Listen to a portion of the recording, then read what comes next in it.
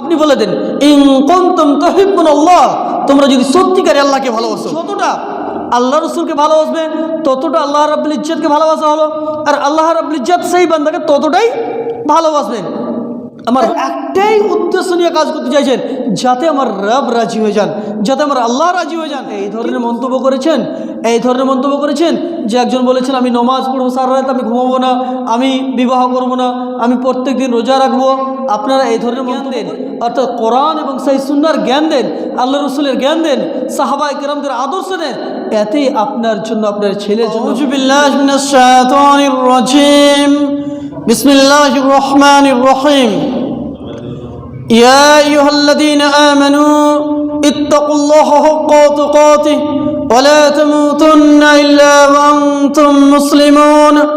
ইয়া আইয়ুহান নাসু ইত্তাকু রাব্বাকুমুল্লাযী খালাকাকুম মিন নাফসিন ওয়াহিদাহ ওয়া খালাকা মিনহা যাওজাহা ওয়া বাথা মিনহুমা রিজালান কাসীরান ওয়া নিসাআ واتقوا الله الذي تساءلون به والأرحام إن الله كان عليكم رقيبا.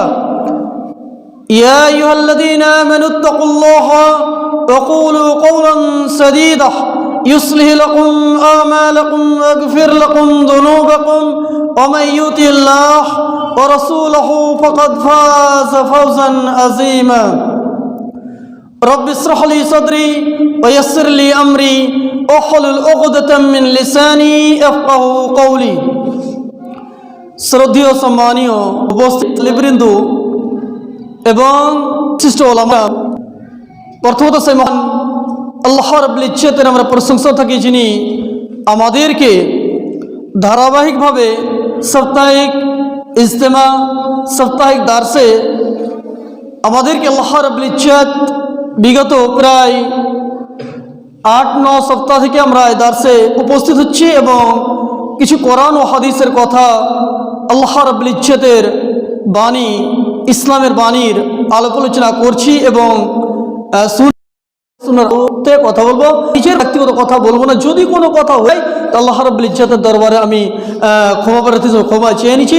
দেখেন, মুহাম্মদ সাল্লাল্লাহু আলাইহি ওয়াসাল্লামকে ভালোবাসা ব্যতীত, মুহাম্মদ সাল্লাল্লাহু আলাইহি ওয়াসাল্লামের আদর্শকে ছেড়ে দিয়ে কোনো ব্যক্তি আল্লাহকে ভালোবাসতে পারে না। যদি আল্লাহকে ভালোবাসার দাবি করে যে আমি আল্লাহকে ভালোবাসি, মনে করেন যে আমি বলি যে আমি ভালোবাসি, তাহলে আমাকে কি করতে হবে? মুহাম্মদ সাল্লাল্লাহু আলাইহি ওয়াসাল্লামের তরিকা মেনে নিতে হবে। এটা কথা আপনারা বুঝতে পেরে গেলেন। একজন ব্যক্তি আল্লাহকে ভালোবাসার দাবি করে, তাহলে তাকে কি করতে হবে? মুহাম্মদ সাল্লাল্লাহু আলাইহি ওয়াসাল্লামের আদর্শকে মেনে নিতে হবে। আজকে যে বিষয়টি নিয়ে আলোচনা করবো, ইত্তেবায়ে সুন্নাহ, সুন্নাহর অনুসরণ করা। আজকে যে বিষয় নিয়ে আলোচনা করবো সেই বিষয়টি কি? সুন্নাতের অনুসরণ করা, মুহাম্মদ সাল্লাল্লাহু আলাইহি ওয়াসাল্লামের অনুসরণ করা। চলেন, প্রথমত একটা কোরআনের আয়াত নিলেন, সূরা আল ইমরান সূরা 3 আয়াত নম্বর 31 মধ্যে আল্লাহ রাব্বুল ইজ্জত কত চমৎকার কথা বলছেন। এই আয়াতটা যদি আপনি বুঝে যান, তাহলে আল্লাহকে ভালোবাসা মানে মুহাম্মদ সাল্লাল্লাহু আলাইহি ওয়াসাল্লামের আদর্শকে মেনে নেওয়া। এই আয়াতে কি বলছে দেখেন, আল্লাহ বলছেন কুল, আপনি বলে দেন, মুহাম্মদ সাল্লাল্লাহু আলাইহি ওয়াসাল্লামকে আল্লাহ বলছেন আপনি বলে দেন, ইন কুনতুম তুহিব্বুনাল্লাহ, আপনি বলে দেন ইন কুনতুম তুহিব্বুনাল্লাহ, তোমরা যদি সত্যিকারে আল্লাহকে ভালোবাসো, চলো আমার কথার অনুসরণ করো।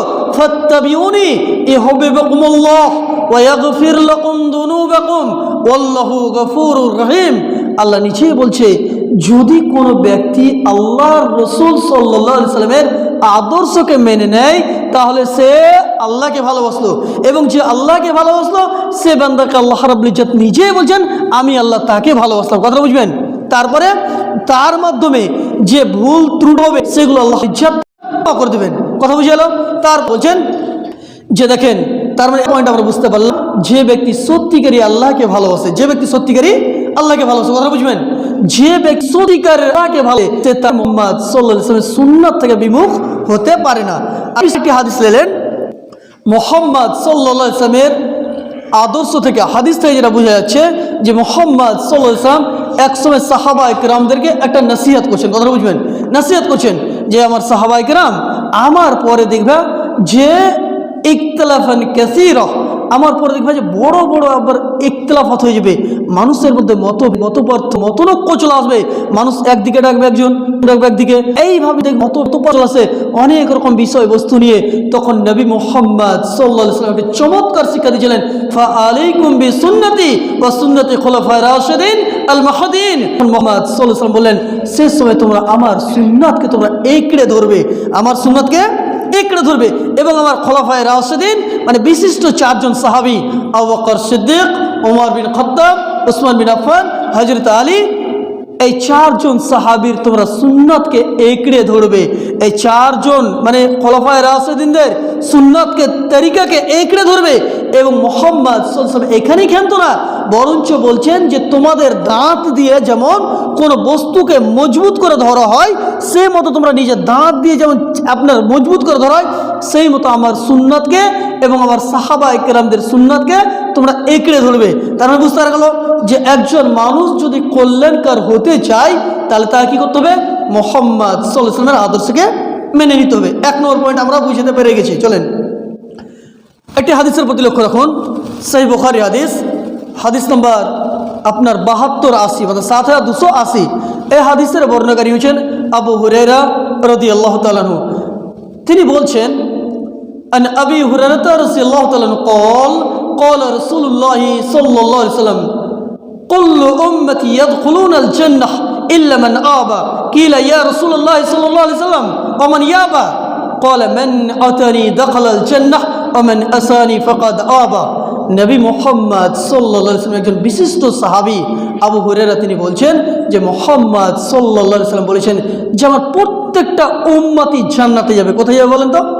জান্নাতে। কোথায় যাবে বলেন তো? জান্নাতে। ইল্লা মান আবা, কিন্তু আবা ব্যতীত। সাহাবায়ে কেরাম জিজ্ঞাসা করছেন, যেমন মনে করেন যে আমরা বলবো যে এই মসজিদের যতগুলো মুসাল্লি আল্লাহর উদ্দেশ্যে নামাজ পড়ছে, আল্লাহর সন্তুষ্টির জন্য নামাজ পড়ছে, ইখলাসের সঙ্গে নামাজ পড়ছে, এবং সে নামাজ যদি আল্লাহ রাব্বুল ইজ্জতের দরবারে কবুল হয়ে যায়, আল্লাহ সন্তুষ্ট হয়ে যাচ্ছেন, তাহলে সে ব্যক্তি হলে কী হবে? অবশ্যই জান্নাত যাবে। এটা আমরা আশাবিদ আল্লাহর কাছে। তো সেই মতো মুহাম্মদ সাল্লাল্লাহু আলাইহি ওয়াসাল্লাম বলছেন যে প্রত্যেকটা আমার উম্মতি জান্নাতে যাবে ইল্লা মান আবা, কিন্তু আবা ব্যতীত। সাহাবায়ে কেরাম জিজ্ঞাসা করছেন, ইয়া রাসূলুল্লাহ সাল্লাল্লাহু আলাইহি ওয়াসাল্লাম ওমান ইয়াবা, আবা কারা? আসলে তারা কারা? তারা কারা? তখন মুহাম্মদ সাল্লাল্লাহু আলাইহি ওয়াসাল্লাম বলেন যে মান আতানি দাখালাল জান্নাহ ওয়া মান আসানি ফাকাদ আবা, যে ব্যক্তিগুলো আমার নিয়ম তরিকাকে মেনে নিল তারা জান্নাতে যাবে, এবং আমার নিয়ম তরিকা থেকে যারা মুখ ফিরিয়ে নিল তারা যাবে জাহান্নামে। আমার বলার উদ্দেশ্য দেখেন, আমরা যদি মুহাম্মদ সাল্লাল্লাহু আলাইহি ওয়াসাল্লামের আদর্শকে মানতে পারি, তাহলে আমাদের জন্য সবচেয়ে যেটা বড় অফার থাকবে সেটা আমরা আল্লাহ রাব্বুল ইজ্জতের কাছে ভালো হতে পারবো, এবং আরেকটা হবে যে আমরা আল্লাহ রাব্বুল ইজ্জতের ভালোবাসা পাবো। তার মানে বুঝতে পারছে যে আজকে যে বর্তমান সময়ে আজকে আমরা মুসলিমেরা এত রকম সমস্যায় জড়িত, এর পিছনে কারণ কি বলেন তো? যে আমরা আল্লাহর ভালোবাসা থেকে বঞ্চিত। তার কারণ আমরা মুহাম্মদ সাল্লাল্লাহু আলাইহি ওয়াসাল্লামের তরিকাকে মানতে পারিনি, আমরা মুহাম্মদ সাল্লাল্লাহু আলাইহি ওয়াসাল্লামের তরিকাকে মানতে পারিনি। আর আরেকটি আপনি আয়াতের কথা নিয়ে এলেন, এই আয়াতটা আমি কোট করতে পারছি না, তবে আমি পড়েছি কয়েকদিন আগে। আল্লাহ রাব্বুল ইজ্জত যখন নবী মুহাম্মদ সাল্লাল্লাহু আলাইহি ওয়াসাল্লামকে মাক্কাবাসীরা যখন প্রতারিত করলো, কথা বুঝবেন, যখন মুহাম্মদ সাল্লাল্লাহু আলাইহি ওয়াসাল্লামকে মাক্কাবাসীরা সেখান থেকে প্রতারিত করলো এবং সেখান থেকে হিজরত করে মদিনায় যেতে বাধ্য হলেন, সেই মুহূর্তে মুহাম্মদ সাল্লাল্লাহু আলাইহি ওয়াসাল্লামকে আল্লাহ বলছেন, কত চমৎকার কথা বলছেন দেখেন। আল্লাহ বলছেন, এ মুহাম্মদ সাল্লাল্লাহু আলাইহি ওয়াসাল্লাম আপনার উপরে যে কোরআন ফরজ করা হয়েছে, কথা বুঝবেন, কোরআন যে ফরজ করা হয়েছে, কোরআনের ওহী যে দেওয়া হয়েছে, এই ওহীকে আপনি আপনার জীবনে বাস্তবায়িত করুন। 1 নম্বর কথা, যদি আপনি করেন তবে হবে কি যে আপনি যা সম্পত্তি ছেড়ে এসছেন, আপনি যে বাড়ি ছেড়ে এসছেন, আপনি যে জায়গা ছেড়ে এসছেন, সেটা আপনাকে বাপাস করে দেবো আমি। আল্লাহ নিজে বলছেন, আল্লাহ নিজে বলছেন যে আমি যে আপনার উপরে কোরআনকে ফরজ করলাম, এই কোরআনকে আপনি মান্য করুন, আপনি এই কোরআনকে ফলো করুন, এই কোরআনকে মেনে নেন, আসমানি ওহীকে মেনে নেন, আমি যে বার্তা দিচ্ছি সেটাকে মেনে নেন।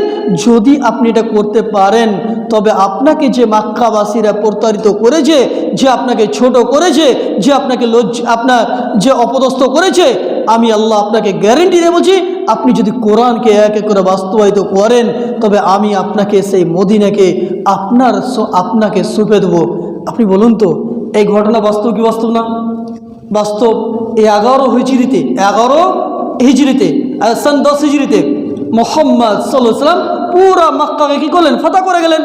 এবং পুরা আপনার মক্কাতে পুরা বাদশাহাত, পুরা ওহদানিয়ত আল্লাহ রাব্বুল ইজ্জত সঁপে দিলেন।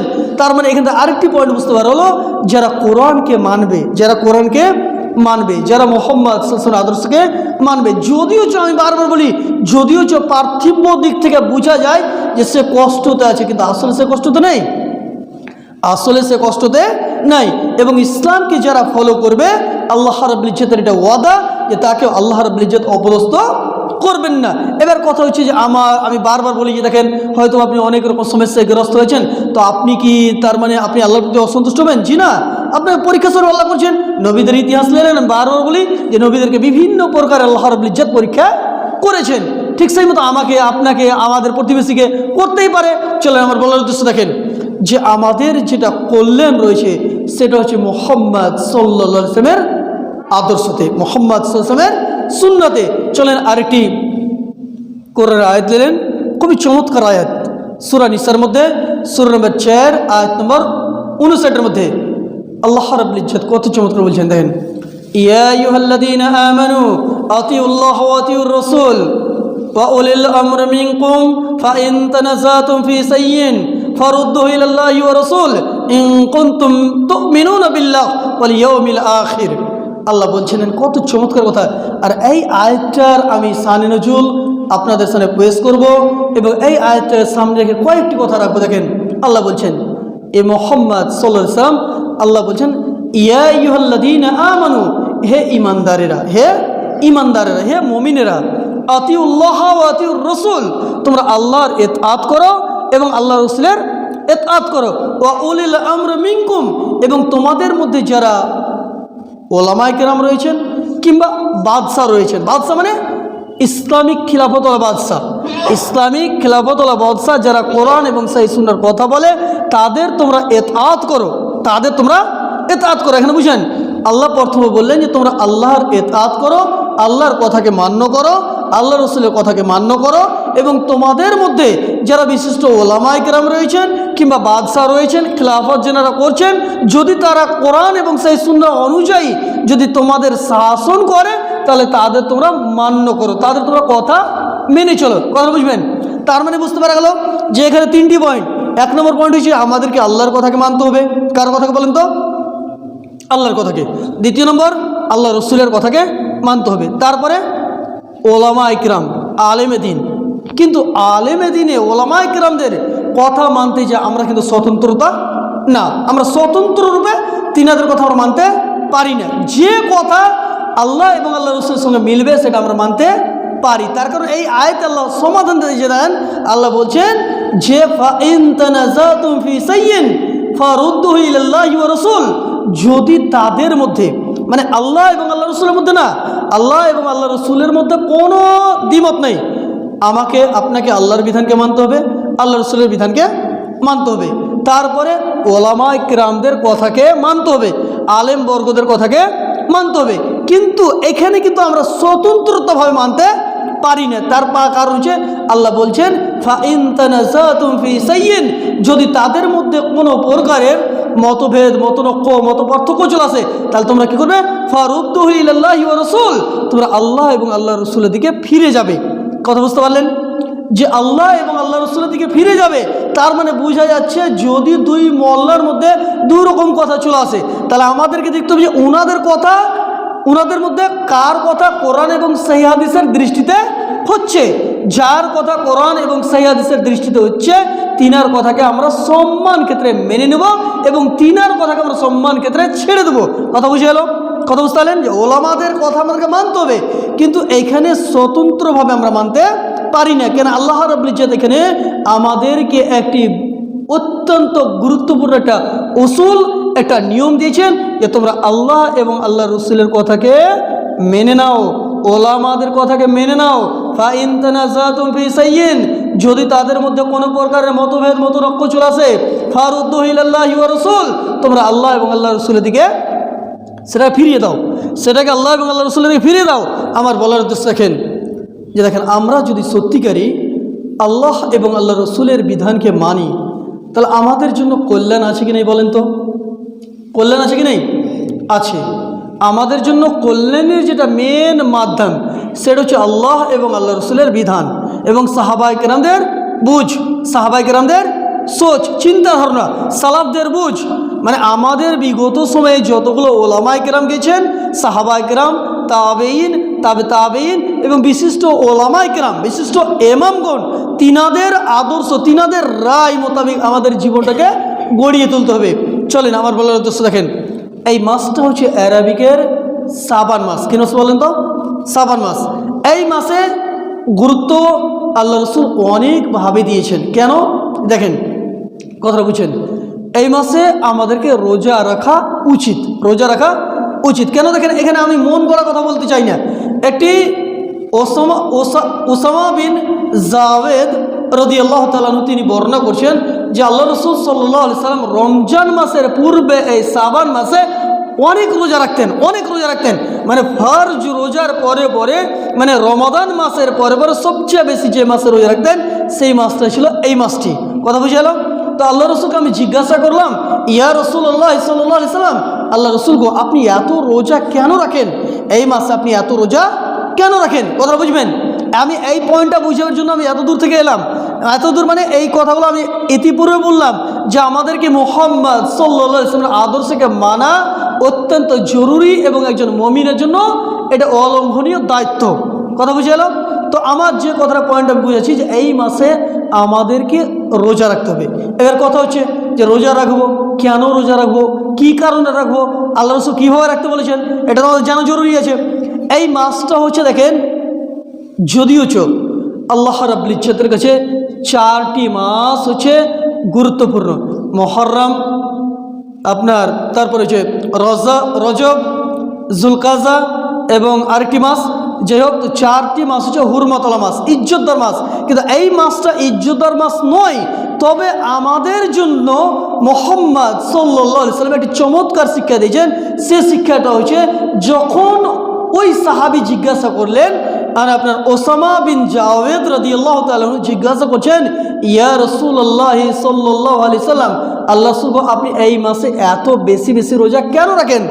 আপনি এই মাসে বেশি বেশি রোজা কেন রাখেন? তো মুহাম্মদ সাল্লাল্লাহু আলাইহি সাল্লাম জবাব দিয়েছিলেন যে এই মাসটা হচ্ছে রজব মাস এবং রমাদান মাসের মধ্যবর্তী মাস। 1 নম্বর পয়েন্ট হলো যে এর যে বিগত মাসটা গেছে সে মাসটা ছিল রজব মাস এবং এই মাসটা হচ্ছে আপনার শাবান মাস এবং তার পরবর্তী মাস কি আসবে? রমাদান মাস, মাহে রমাদান। কথা বুঝে গেল? এবার কথা হচ্ছে দেখেন, এই মাসে আল্লাহ রাব্বুল ইজ্জতের একটা নিয়ম, এটা বুঝলেন যে প্রত্যেক দিন, এটা ভালো বুঝবেন, প্রত্যেক দিন 2 বার করে প্রত্যেকটা মানুষের আমল নামা আল্লাহ রাব্বুল ইজ্জতের দরবারে পেশ করা হয়। সে সময়টা হচ্ছে আসরের ওয়াক্ত এবং ফজরের ওয়াক্ত। মানে এক প্রকারের ফেরেশতা আসে এবং এক প্রকার ফেরেশতা চলে যান।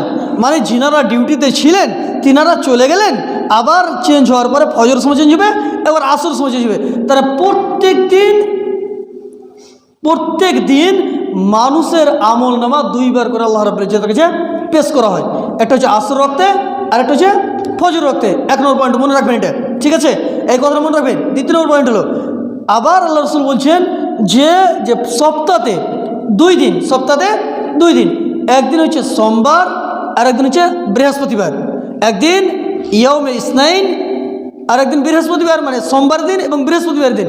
এই সপ্তাহে 2 দিন আল্লাহ রাব্বুল ইজ্জতের দরবারে প্রত্যেকটা মানুষের আমল পেশ করা হয়।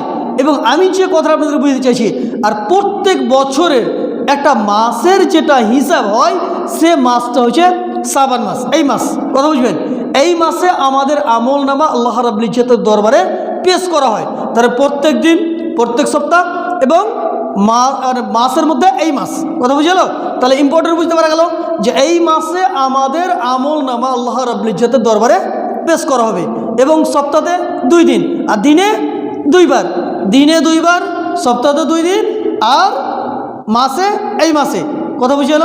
তো আরেকটি যেটা সবচেয়ে বড় লাভ সেটা হচ্ছে এই মাসটা হচ্ছে মাহে রমাদানের পূর্বে একটা ট্রেনিংয়ের মাস। কিসের মাস বলেন তো? মাহে রমাদান।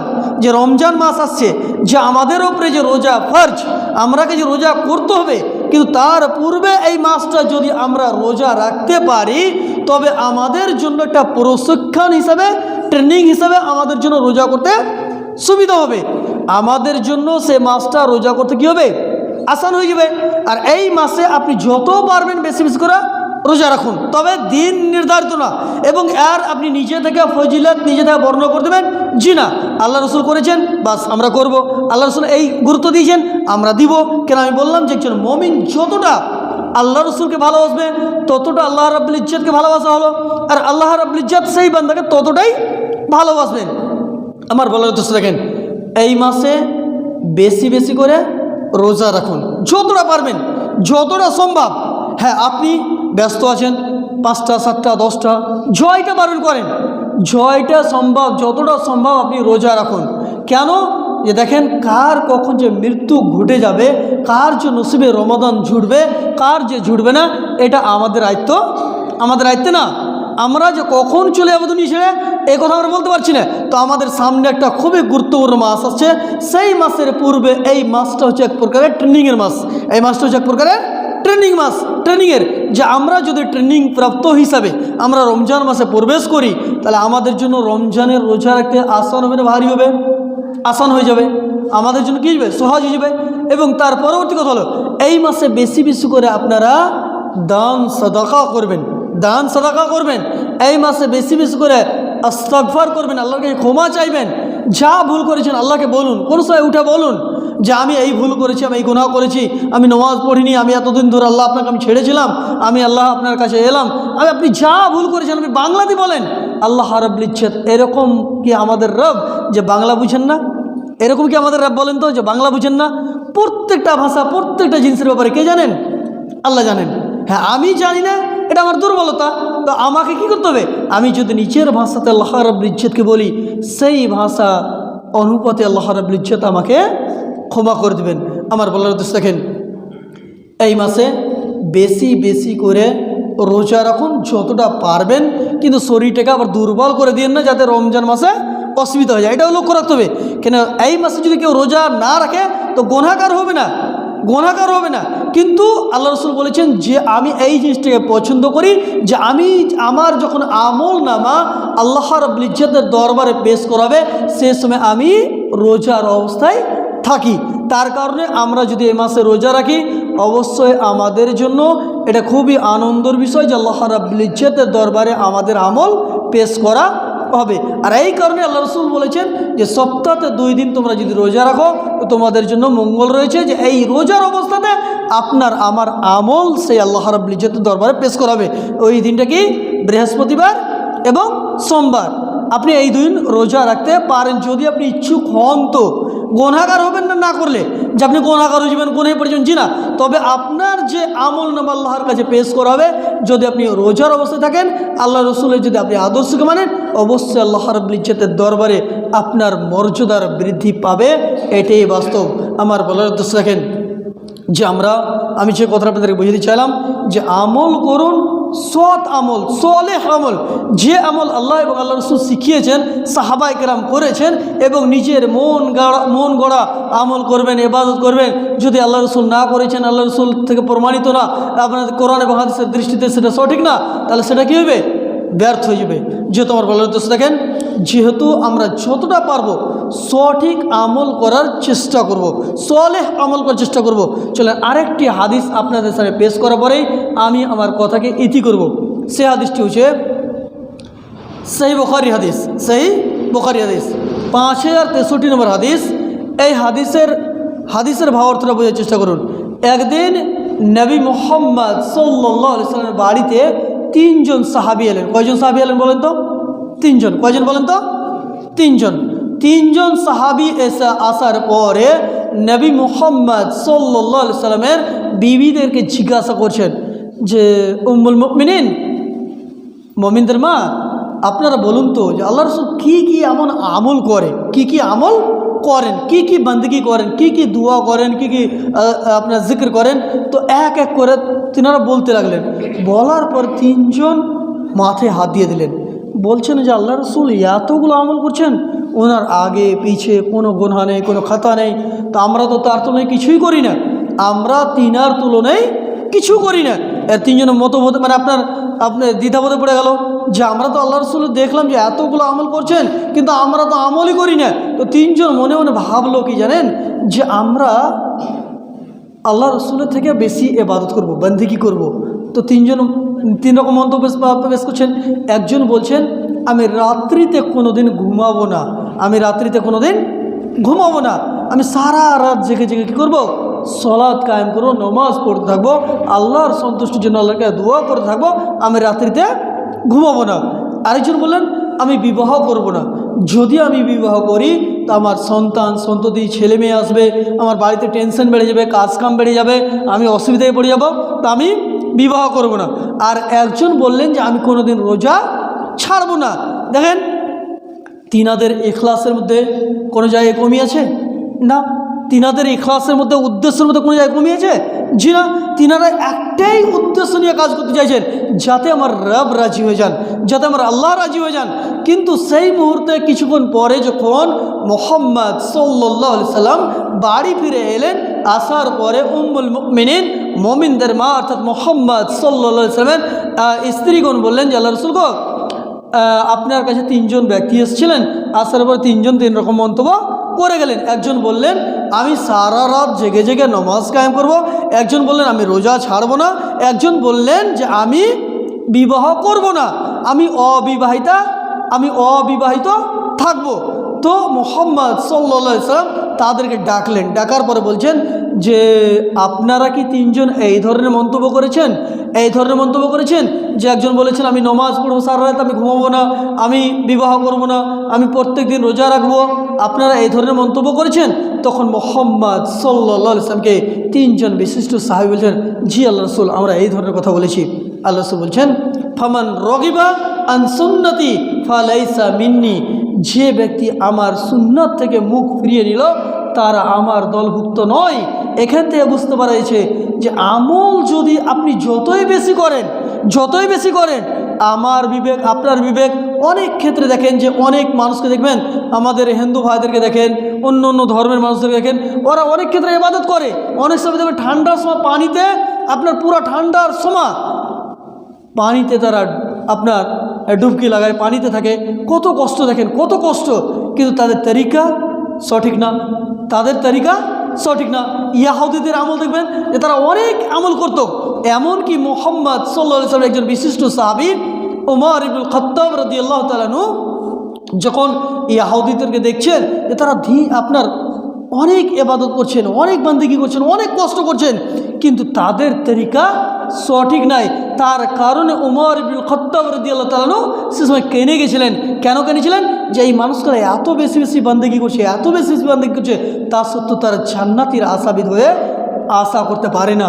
তার কারণ তিনাদের তরিকা মুহাম্মদ সাল্লাল্লাহু আলাইহি ওয়াসাল্লামের অনুযায়ী হয় না। যেহেতু আমার বলার উদ্দেশ্য দেখেন যে তিনজন সাহাবী যখন তিন রকম মন্তব্য করলেন, তো আল্লাহ রাসূল একটা চমৎকার কথা বলেন, যে ব্যক্তি আমার সুন্নাতের মুখ ফিরিয়ে নিল সে আমার দলভুক্ত নয়। তার মানে বুঝতে পারছে ইবাদত বন্দেগী করতে যেও আমাদেরকে নবী মুহাম্মদ সাল্লাল্লাহু আলাইহি ওয়াসাল্লামের তরিকাকে দেখতে হবে, নিয়মকে দেখতে হবে, পদ্ধতিকে দেখতে হবে। সুপ্রিয় ভাই সকল, আমি কয়েকটি কথা আপনাদের সামনে রাখলাম যে দেখেন ইবাদত করুন, বন্দেগী করুন, নিজের সন্তান সন্ততিদেরকে দ্বীনের জ্ঞান দেন, অর্থাৎ কোরআন এবং সেই সুন্নাহর জ্ঞান দেন, আল্লাহ রসুলের জ্ঞান দেন, সাহাবা কিরামদের আদর্শ দেন। এতেই আপনার জন্য, আপনার ছেলের জন্য কল্যাণ রয়েছে। তার কারণে আমি বারবার বলি যে মুহাম্মদ সাল্লাল্লাহু আলাইহি ওয়াসাল্লামের আদর্শ ব্যতীত, মুহাম্মদ সাল্লাল্লাহু আলাইহি ওয়াসাল্লামের জীবনী ব্যতীত কোনো ব্যক্তি জান্নাতের আশা করতে পারে না। পারবে বলেন তো? পারবে? কেন বলেন তো? যে মুহাম্মদ সাল্লাল্লাহু আলাইহি ওয়াসাল্লামকে এই জন্যই পাঠিয়েছিলেন যে আপনি যান, মানুষদেরকে হক কথা বলেন, তাদেরকে পবিত্র করুন, তাদেরকে এক আল্লাহর দিকে ডাকুন, তাদেরকে আপনার তরিকা বলতে থাকুন। কিন্তু মুহাম্মদ সাল্লাল্লাহু আলাইহি ওয়াসাল্লাম কোনো কথা নিজে থেকে কোনো কথা বলেননি যতক্ষণ পর্যন্ত আল্লাহ রাব্বুল ইজ্জত তিনার উপরে ওহী নাজিল না করেছে। আমার বলার উদ্দেশ্য যে দেখেন এই মাসে বেশি বেশি করে দান সাদাকা করুন, রোজা রাখুন, নিজের ছেলে মেয়েদেরকে, নিজের স্ত্রীদেরকে, বহু বেটিদেরকে রোজা রাখার কথা বলুন। তার কারণ হচ্ছে যে সামনে যে মাসটা আসছে, সামনে যে রমজান মাস আসছে, ওই মাসে যেন কোনো প্রকারে আমাদের দুর্বলতা না আসে। আর এই মাসের জন্য অর্থাৎ মাহে রমাদানের জন্য সালাফদের যেটা আমল ছিল যে তিনারা অপেক্ষায় থাকতেন। যেমন একটা মেহমান আসে, তার জন্য অনেক রকম প্রস্তুতি আপনারা নেন, যে তার জন্য বাড়িঘর সাফসুতরা করেন, তার জন্য রান্না বান্নার বিভিন্ন প্রকার ব্যবস্থাপনা করেন। কেন? যে একটা মেহমান আসবে, আপনার খাস মেহমান আসবে। ঠিক সেই মতো মাহে রমাদান একজন মুমিনদের জন্য একটা আপনার মেহমান স্বরূপ। হঠাৎ করে দেখেন চলে আসছে, ঠিক 1 মাস পরে আবার চলে যাবে। কিন্তু যে ব্যক্তি ওই মাহে রমাদান পাওয়ার পরেও নিজের জীবনের মধ্যে ভুল ত্রুটিকে ক্ষমা না করতে পারলো, তার চেয়ে আর হতভাগা কেউ হতে পারে না, তার চেয়ে আর দুর্ভাগ্যবান কেউ হতে পারে না যে মাহে রমাদান পেল আর রমজান মাস পাওয়ার পরেও সে নিজের গুনাহ খাতাকে আল্লাহ রাব্বুল ইজ্জতের দরবারে মোচন করতে পারলো না। আমার বলার উদ্দেশ্য, এই মাসে বেশি বেশি করে দান সাদাকা করুন, ইস্তিগফার করুন, আল্লাহকে তোবা করুন, আল্লাহর পথে ফিরে আসুন, নিজের সন্ততিদেরকে দ্বীনের জ্ঞান দেন এবং মসজিদমুখী করুন। এখান থেকে আমার কথাকে ইতি করছি। শেষ মুহূর্তে আল্লাহর কাছে দোয়া করি, আল্লাহ গো, প্রথমত আমাকে ইসলামের সঠিক ইলম অর্জন করার সাথে সাথে তার প্রতি আমল করার তৌফিক দান করেন। আমিন ইয়া রাব্বুল আলামিন। আল্লাহ আমাদের সকলকেই এই মাহে শাবান মাসের, আমাদেরকে বেশি বেশি করে এই শাবান মাসের গুরুত্ব, যাতে করে আমরা রমজান মাসের পূর্বেই আমরা ট্রেনিং স্বরূপ আমাদের সকলকেই সেই ট্রেনিং স্বরূপ আমাদেরকে আমল করার তৌফিক দান করেন। আমিন ইয়া রাব্বুল আলামিন। আল্লাহ আমাদের সকলকেই মাহে রমাদানে বেশি বেশি করে সেই রমজান মাস পর্যন্ত আল্লাহ জানি না কার কখন মৃত্যু ঘটে যাবে। আল্লাহ তুমি আমাদের সকলকেই মাহে রমাদানে বেশি বেশি করে ইবাদত বন্দেগী করার তৌফিক দান করেন। আমিন ইয়া রাব্বুল আলামিন। যদি কোনো কথার মাধ্যমে ভুল ত্রুটি হয়ে থাকে, আপনারই ছোট্ট ভাই, ছোট্ট সন্তান হিসেবে আমাকে ক্ষমা করবেন। রব্বানা তাকাব্বাল মিন্না ইন্নাকা আনতাস সামিউল আলিম। আসসালামু আলাইকুম।